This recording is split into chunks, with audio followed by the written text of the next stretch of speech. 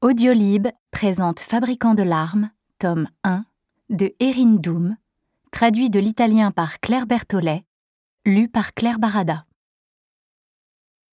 Tu as déjà vu une étoile filante? Tu les as déjà vues briller dans la nuit?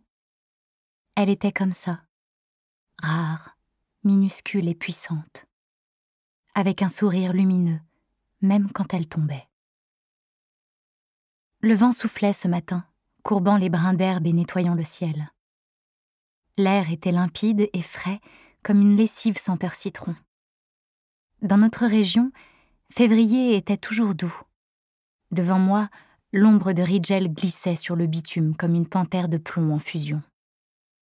Ses pas précis le rendaient imposant, même dans sa démarche. Je m'étais tenue à distance dès l'instant où nous étions sortis de la maison. Prudente, je marchais derrière lui, et il ne s'était pas retourné une seule fois. Après ce qu'il s'était passé hier soir, mon esprit ne me laissait aucun répit.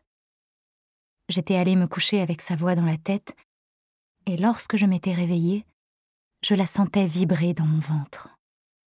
Bien qu'ayant tenté de m'en débarrasser, je percevais encore son odeur sur ma peau. Je repensais aux mots de la citation, comme s'ils étaient les notes d'une indéchiffrable chanson.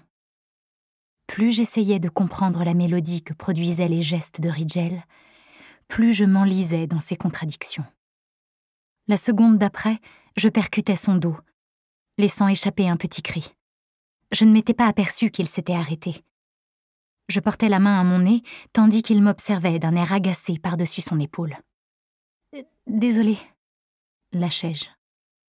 Je me mordis la langue et détournai les yeux.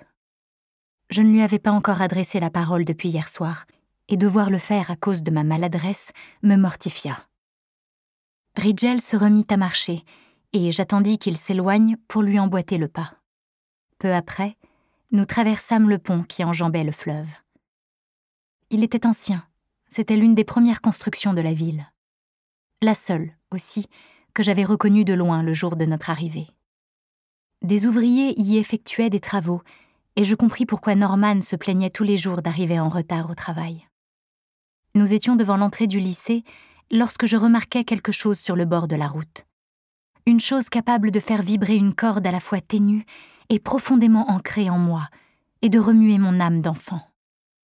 Un petit escargot glissait sur l'asphalte, insouciant et courageux. Il semblait indifférent aux voitures qui passaient devant lui, tels des colosses bruyants. Sa lenteur allait le conduire directement sous les roues de l'une d'entre elles.